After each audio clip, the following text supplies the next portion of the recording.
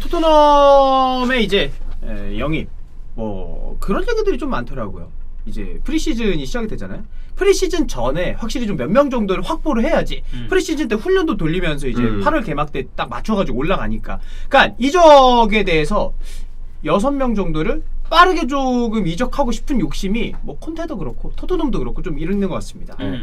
맨시티도 이미 뭐 홀란드 오피셜 뛰었고 그래서 이제 7월 프리시즌 훈련 때부터 바로 이제 팀에 합류할 것이다라고 했고 빨리빨리 해야 돼. 네, 지난 시즌 중에는 이제 또 훌리안 알바레스 오피셜이 또 나오게 되면서 지금 이제 어떻게 보면 임대 신분이죠. 그래서 이제 맨시티로 이제 곧 합류를 하게 될 텐데 리버풀의 경우도 파비오 까르바요 오피셜이 났죠. 맞아요. 이거는 한 달 전부터 우리 영입했구나라는 얘기들이 되게 많았어요. 그래서 오피셜이라고 해서 막 와 영입했다라는 기쁨보다는 좀 일찍 뛰었네 이런 느낌이긴 한데 어쨌든 이적 시장 작업을 굉장히 빨리 하고 있어요. 그래서 사실 뭐 홀란드 같은 또 대형 스타는 아니니까 그리고 약간 뭐 스무스하게 지나가는 감도 있는 것 같고 있고요.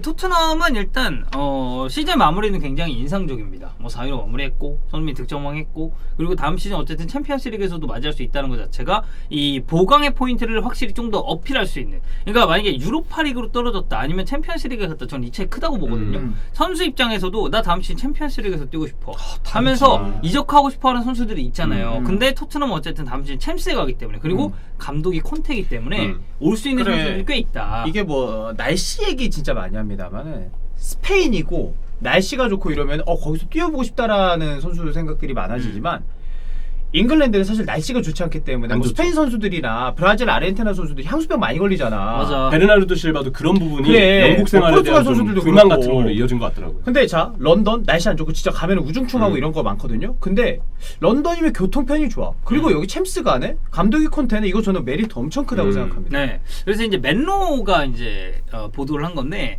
콘테는 노리치전 승리 이후에 토트넘의 스쿼드가 크게 강화돼야 될 이런 필요성을 거듭해서 강조를 했고 파르티치 단장이 이탈리아로 갔대요. 지금 콘테 감독이 이탈리아에서 휴가를 보내고 있어서 회담을 가질 예정이고 클럽은 최소 6명의 새로운 영입을 시도할 것이라고 약속할 준비가 돼 있다. 그러니까 토트넘 보드진 쪽에서도 영입 누구 원하세요? 우리가 맞춰줄게 라고 할 준비는 돼 있다는 얘기죠. 이 콘테가 지금 이탈리아에서 시간을 보내면서 토트넘에 남을지 여부에 대해 가족이랑 이야기를 할 것이다. 이게 콘테 거치 논란이 지금 사실 이 막바지에도 막 좀 나왔었잖아요. 아니 콘테 부임하고 몇 달 안 돼가지고 파리스를 돌았어요. 뭐 PSG 얘기도 있었고 그래서 콘테는 이 개인적인 고려사항 외에도 토트넘이 이 콘테 감독 본인의 야망을 충족시키고 다음 시즌 4개 대회를 치러야 됩니다. 이 4개 대회를 치를 수 있는 선수단을 구성할 준비가 돼 있는지에 대한 확신을 원한다. 챔스, 리그, FA컵, 리그컵 일단 이렇게 4개를 해야 되니까.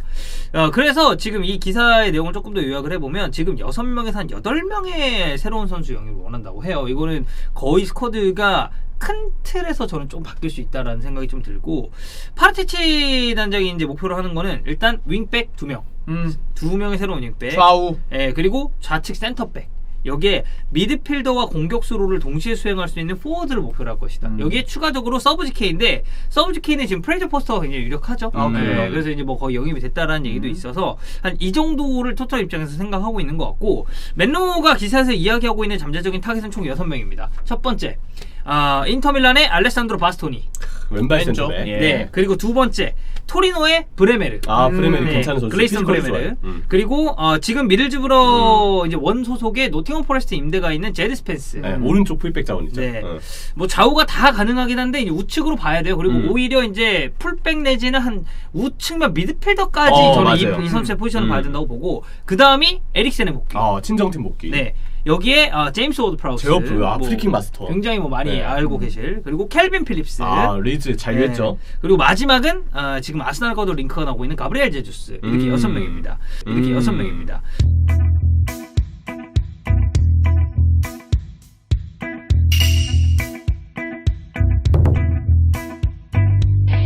그래서 이제 이 기사가 처음 나오고 나서 디애슬레틱의 찰리 에클시어가 맨로의 말에 동조를 했어요. 그래서 이거 토트넘 지금 여기 추진하고 있는 거 맞는 것 같다. 그러니까 맨로만이 주장하는 게 아니다라는 걸 놓고 봐서 그리고 사실 뭐 물론 이제 맨로는 코리안 맨로가 있거든요. 박중서. 코리안 맨로는 이제 첼시 쪽이잖아요. 근데 이 맨로도 사실 원래 첼시란 말이야. 그쵸. 근데 그래도 이제 런던 쪽의 이제 소식에서 이게 또 맨로 쪽이 이야기를 하는 거는 완전 무시할 수 없다. 여기에 디애슬레틱에서 어떻게 보면 이게 샤라웃을 해준 거거든요. 이게 말이 틀린 게 아니다라는 걸. 그래서 이 이적 시장의 윤곽이 토트넘 입장에서는 조금씩 잡혀가는 게 아닌가라는 생각은 듭니다. 6명 괜찮은 숫자 같아요. 현실적으로 물론 뭐 더 영입이 된다면 또 좋겠지만 어쨌든 애매한 자원들에 대한 처분은 여전히 지금 토트넘은 해야 되거든요. 이제 임대 복귀와 은돔벨레, 그렇지. 이러한 자원들이 좀 있는데 처리할 거 하면서 주전 자리 지금 필요한 포지션 뎁스까지 채우는 용도로 봤을 때 현실적으로 이번 여름에 정말 6명 영입이 숫자상으로라도 채워진다면 성공하는 이적 시장이 될 거라고 생각이 그리고 들어요. 지금 이름 나오는 선수들 데려오면 토트넘 스쿼드 굉장히 좋은 편이에요. 엄청 진짜 좋은 좋아지죠. 편이에요, 이 정도면. 왜냐면 토트넘은 사실 공격 쪽에는 문제가 없거든요. 확실한 주전, 그리고 물론 이제 백업 자원에 대한 리스크는 있습니다만 이 주전 자원들이 사실 그렇게 많이 다치는 자원들도 아닙니다. 맞아. 그쵸? 그리고 많이 다치지도 않고 나오면은 거의 풀타임이에요. 맞아요. 그래서 이런 거 쭉 보잖아요. 그러면 이 6명 어쨌든 스쿼드는 전체적으로 변할 거고 근데 토트넘이 현실적으로 이 선수들을 다 영입할 수가 있느냐가 이제 관건이 되겠죠. 어렵죠. 쉽진 않죠. 네. 자, 그래서 하나하나 조금 보면은 자, 일단 첫 번째 바스토니 센터백이고 왼발 센터백입니다. 자, 바스토니 첫 번째로 왼발 센터백 소속팀 인터밀란이고요. 영입만 되면은 이거는 수비진 퀄리티는 무조건 올라간다고 그치. 봅니다. 아수는 진짜 좋은 선수입니다. 운반대 왼발 킥 좋아. 어려. 어리다는 점까지. 나이도 희소한 어리고. 왼발이고. 근데 이제 걸림돌이 좀 많죠. 일단 현실적이지 않은 이적료. 그러니까 보통 지금 얘기가 나오고 있는 게 한 7천에서 8천만 유로 정도 되는 것 같아요. 근데 야. 그래야 돼요. 왜 인테리가 왜 쉽게 네. 팔아요? 근데 바스토니? 맞아. 한 되지. 6, 7천만 유로 정도로 지금 추정되거든요. 그래 바스토니가 굳이 프리미어리그에 가고 싶다라는 생각이 없다면 바스토니 입장에서 차라리 안 갈 거야. 그리고 인테리 무조건 지켜야 돼요. 그래. 그리고 바스토니가 인터밀란에 대한 충성심이 더 그래요. 큽니다. 그래서 과연 팀을 떠날 것이냐에 대해서는 좀 부정적으로 저도 보시는 쉽지 분들이 않다. 많아요. 아주 어린 자원. 다만 콘테니까 라는 생각이 좀 드는 거지. 스승님하면서. 네. 콘테도 아닌 다른 감독에서 나는 거의 없었다는 누누였으면 알았죠. 그렇죠. 누누요? 네. 토트넘이 챔스를 못 갔죠. 네. 네. 한 7위, 8위 정도로 마무리해서. 8위.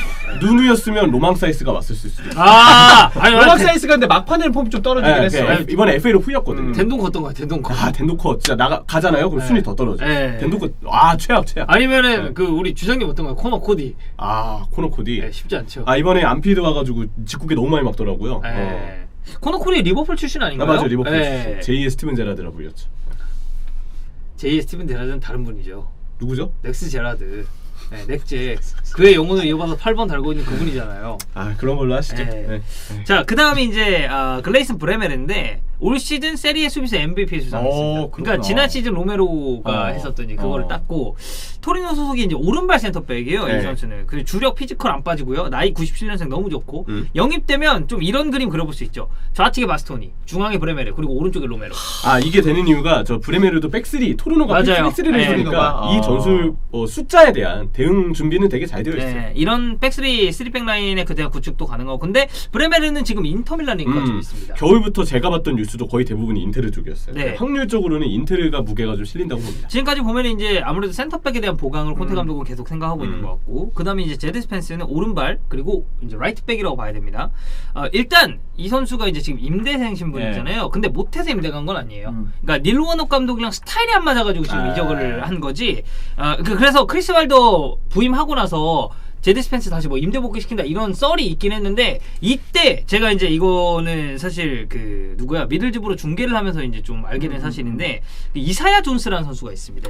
우측 윙어로 이제 주로 이제 나오는데 이 선수가 공격력이 되게 좋아요. 1대1 돌파도 되게 능하고 그러다 보니까 제드 스펜스에 대한 필요성을 딱히 느끼지 못한 게 아니냐라는 그런 얘기가 현지에서 있었어요. 그래서 어쨌든 제드 스펜스 같은 경우는 공격적으로 오케이. 근데 수비적으로는 약간 의문부가 달려있는 이 정도라고 생각해 주시면 될 것 같습니다. 그리고 올 시즌에 사실 FA컵에서 노팅엄 포레스트 소속으로 제드 스펜스가 꽤 괜찮았죠. 잘했죠. 그러다 보니까 이 빅클럽들이랑 링크도 어느 정도 났었고 꽤 빠른 속도를 가진 선수예요. 복귀 속도도 좋고 터치라인 넓게 가져가면서 활동을 그래서 측면 쪽에서의 어떤 플레이가 좀 인상적으로 보였던 적이 있습니다. 네, 뭐 에릭슨은 사실 뭐 저희가 자세한 설명은 뭐 안 해도 될 것 같아요. 올 시즌 브랜트포드에서도 저는 굉장히 성공적으로 프리미어리그에 돌아왔다고 봅니다. 네. 여기에 뭐 친정팀으로 근데 사실 에릭슨이 나갈 때 그렇게 마지막에 품이 좋진 떨어졌으니까 않아가지고 또. 네.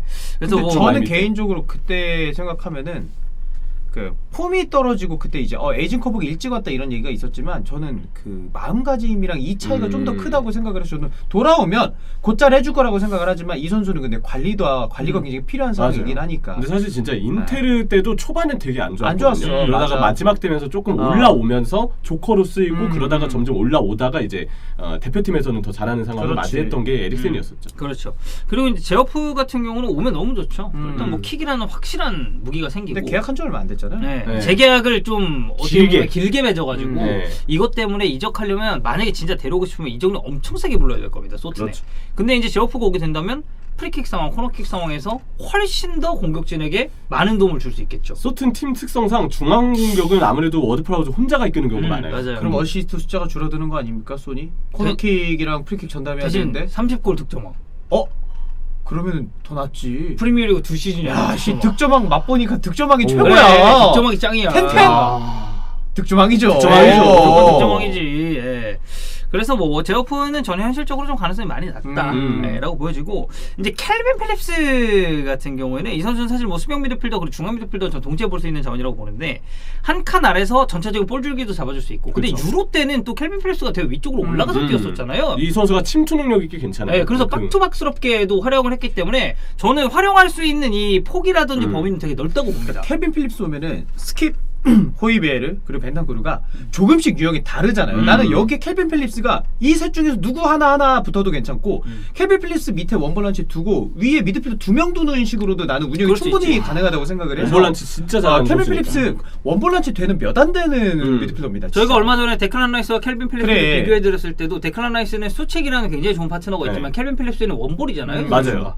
혼자 가져가죠. 그리고 이제 그 사우스게이트 감독은 이 선수가 케빈 필립스가 원래는 공미 출신이에요. 공미에서 점점 내려와서 이제 수미가 된 건데 그래서 오히려 케빈 필립스의 넓은 움직임을 바탕으로 좀 더 전진하는 노를 좀 맡기더라고요. 어쨌든 케빈 필립스 좋은 선수인데 전 좋은 선수라고 생각해요. 리즈 유나이티드가 자유하면서 데려올 가능성이 현실적으로 그렇지. 매우 낮을 거라고. 만약에 리즈가 강등이 됐다면 그 뭐야 하피냐. 빼가고 싶은 선수들이 많잖아요. 하피냐 뭐 이런 하피냐도 링크들이 그렇고. 많잖아요. 네. 여러 팀에. 근데 리즈가 지킬 거예요. 어떻게든 지키려 할 거고 케빈 필립스의 충성심도 꽤 대단합니다. 얼마 전에 인터뷰를 했었죠. 그리고 마지막에 이제 제주스인데 제주스는 지금 아스날이랑도 링크가 있어요. 그쵸. 근데 클루셉스키가 있기 때문에 뭐 딱히 뭐 제주스가 필요한가라는 생각이 드는데 오른쪽 톱 자리가 이제 주전이 다 확고한 토트넘이기 때문에 네. 그래서 그렇죠. 저는 그래서 그냥 그거예요. 스트라이커랑 우측 윙포워드로 오갈 수 있다는 장점은 오케이. 그래서 만약에 해리 케인이 나오지 못했을 때 제주스, 그리고 뭐 크루셉스키가 나오지 못했을 때 이 자리에 또 제주스, 이런 식으로 기용은 될 수 있다고 보는데 근데 문제는 만약에 제주스가 와요. 근데 그 위치에 만족을 할까요, 본인이? 그러니까. 그리고 저는 제주스가 그 생각해요. 냉정하게 홀란드 오면서 본인의 입지와 관련해서 이적의 생각을 하고 있는 상황에서는 얘도 대표팀 가서 잘해야 되는 상황이야. 맞아요. 그러면은 월드컵인데. 경기 많이 뛰는 아스날로 가는 게 제주스 입장에서도 베스트일 것 같고. 네. 그렇죠. 팀으로 봤을 때는 오케이. 근데 제주스 본인은 오케이가 아닐 수 그치. 있어. 맞아요. 네, 어쨌든 이렇게 6명에 대한 링크가 있고 다 데려와라 토트넘. 최소 6명이라고 해가지고 이거 외에 추가적인 영입이 있을 수도 있습니다. 그렇죠. 이최면 6명. 아 그렇지. 예. 보면은 요즘에 왼쪽에 코스티치 링크도 있고 막 그런 거. 맞아. 아, 코스티치 쉽지 않지. 코스티치 만약 오면은 뭐 나이랑 상관없이 저는 정말 데려올 수 좋은데. 있다면은 코스티치 좌측 윙백 그래. 개씹주전이에요. 잘 필요 안 해도 요즘에는 돼요. 30 초중반까지도 체력이 필요한 뭐 윙백, 속도가 필요한 그 측면 PD 선수들도 오래 뛰어 요즘에 보면. 그렇죠. 잘해요, 그리고 코스티치. 아마 계속 뉴스를 좀 팔로우 해야 될 거예요. 여러 네. 선수들 얘기가 있으니까. 맞아요. 네.